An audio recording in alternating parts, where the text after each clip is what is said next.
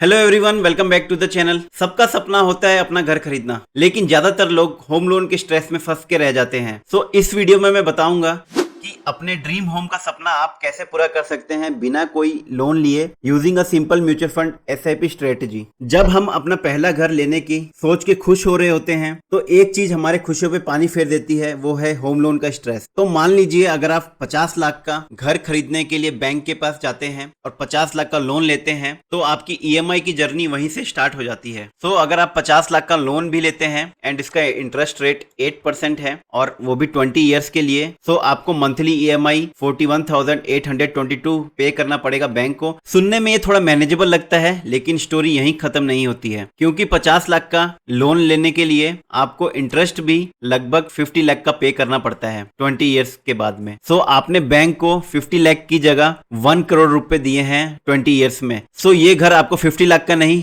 1 करोड़ का पड़ा। और इन 20 ईयर्स तक आपने बैंक को सिर्फ पैसा ही नहीं बल्कि इसके साथ साथ में ईएमआई के प्रेशर ने आपकी लाइफस्टाइल को भी कॉम्प्रोमाइज कर दिया होगा। हर महीने की ईएमआई आपके फाइनेंशियल गोल को काफी पीछे छोड़ देती है, चाहे वो वेकेशन हो, किड्स की एजुकेशन हो या रिटायरमेंट प्लानिंग हो। तो अब क्वेश्चन आता है कि इसका कोई रिस्क फ्री अल्टरनेटिव है क्या? तो अब जब मैंने बताया कि आपको 50 लाख का घर कैसे ईएमआई के चक्कर में 1 करोड़ का हो जाता है, तो आइए समझते हैं अब एसआईपी से बिना किसी होम लोन के टेंशन से घर किस तरीके से लें। तो एसआईपी एक ऐसा इन्वेस्टमेंट टूल है जो आपको हर महीने छोटे छोटे रकम इन्वेस्ट करने का मौका देता है, और ये इन्वेस्टमेंट म्यूचुअल फंड में जाते हैं जहां पे कंपाउंडिंग का मैजिक होता है। तो अगर आप हर महीने 15,000 की एसआईपी भी करते हैं और एनुअल रिटर्न रेट आप एवरेज 15% मान के चलते हैं, क्योंकि इतना आपको किसी भी अच्छे म्यूचुअल फंड में आराम से मिल जाता है। और अगर टाइम पीरियड हम 20 ईयर्स लेते हैं तो यहाँ पे हमको शो होता है कि हमने टोटल इन्वेस्टमेंट सिर्फ 36 लाख का किया है, हमको रिटर्न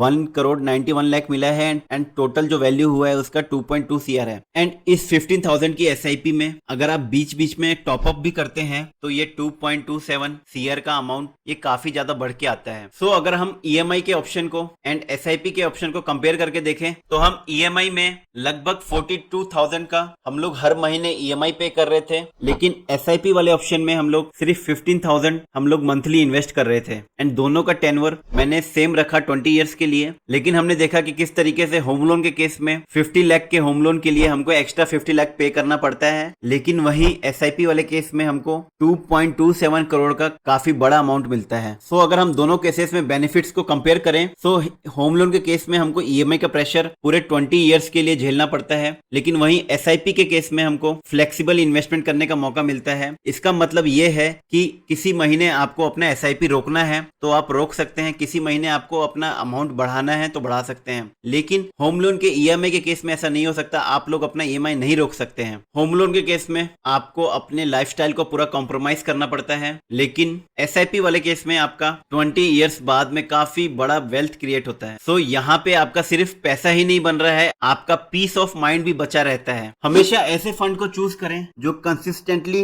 15-20% का रिटर्न पिछले 8-10 सालों से दे रहे हैं। पास्ट परफॉर्मेंस फ्यूचर की गारंटी नहीं है, लेकिन ये एक स्ट्रॉन्ग इंडिकेटर होता है। नेक्स्ट आप फंड का एक्सपेंस रेशियो भी चेक कर सकते हैं, जो कि लो होना चाहिए, जिससे कि आपका रिटर्न ज्यादा से ज्यादा बन सके। इसके साथ साथ एक experience and trusted fund manager का होना भी बहुत जरूरी है। अगर आप 15,000 की एसआईपी करते हैं तो आप 5,000 के 3 म्यूचुअल फंड में डाल सकते हैं, जिसमें कि पहला 5,000 आप किसी भी अच्छे लार्ज कैप म्यूचुअल फंड में डाल सकते हैं, सेकंड 5,000 आप किसी अच्छे फ्लेक्सी कैप म्यूचुअल फंड में भी डाल सकते हैं, एंड जो लास्ट के 5,000 है वो आप एक स्मॉल कैप म्यूचुअल फंड में डाल सकते हैं। सो ऐसा डाइवर्सिफिकेशन करने से आपके रिस्क एंड रिटर्न का बैलेंस बना रहेगा। जब हम एसआईपी में इन्वेस्ट करते हैं तो इस दौरान मार्केट कभी ऊपर जाता है कभी नीचे की तरफ आता है, लेकिन यहाँ सबसे जरूरी बात यह है कि आप अपने प्लान पर एकदम बने रहें, क्योंकि ये फ्लक्चुएशंस मार्केट का नेचर ही होता है और इसी फ्लक्चुएशंस के कारण लॉन्ग टर्म में इतना अच्छा रिटर्न बनता है। सो ऐसे मार्केट फ्लक्चुएशन से घबराए बिना अपने एसआईपी को कंटिन्यूअस और लॉन्ग टर्म के लिए इन्वेस्ट करते रहेंगे तो फ्यूचर में आपका रिटर्न काफी अच्छा बन सकता है। दूसरी एंड सबसे ज्यादा इंपॉर्टेंट बात, अपने रिटर्न को अर्ली विथड्रॉ करने का टेम्पटेशन। और ऐसा बहुत सारे लोगों के साथ होता है जब लोग अपने पोर्टफोलियो में थोड़ा सा प्रॉफिट देखते हैं और जब मार्केट नीचे आता है और वो प्रॉफिट विथड्रॉ हो जाता है तो वो अपना पूरा का पूरा इन्वेस्टमेंट निकाल लेते हैं। लेकिन अगर आप अपने इन्वेस्टमेंट को टाइम देंगे और उसमें कंपाउंडिंग स्टार्ट होने का वेट करेंगे तो वही आपको एक टाइम बाद काफी अच्छा रिटर्न जनरेट करके आपको फाइनेंशियल फ्रीडम प्रोवाइड कर सकता है। सो आपको इस अर्ली विथड्रॉ की टेम्पटेशन से दूरी बना के रखनी है। तो दोस्तों, अपने घर का सपना बिना स्ट्रेस के पूरा करने का ये सिंपल और बहुत पावरफुल तरीका है। म्यूचुअल फंड एसआईपी एक डिसिप्लिन तरीके से करने से आपको होम लोन के ट्रैप से ये बाहर निकालता है। और ये आप जितना जल्दी स्टार्ट करेंगे, जितनी अर्ली एज में स्टार्ट करेंगे, उतना ही आपको ज्यादा बेनिफिट देखने को मिलेगा। सो जो लोग नई नई नौकरी स्टार्ट करते हैं, अगर वो डे 1 से ही ये एसआईपी करना चालू कर दें तो वो लोग अपनी शादी एंड बच्चे होने के बाद इजीली अपना ड्रीम होम बाय कर सकते हैं। सो दोस्तों, आपका क्या प्लान है अपने पहले ड्रीम होम के लिए? कमेंट में मुझे बताएं। और इस एसआईपी के तरीके का यूज करके आप लोग होम के अलावा अपनी कार के लिए प्लान कर सकते हैं, वर्ल्ड टूर का प्लान कर सकते हैं और फाइनेंशियल फ्रीडम पा सकते हैं। तो मैं हूं सुमित ओझा, मिलते हैं नेक्स्ट वीडियो में। तब तक के लिए जय हिंद, जय भारत।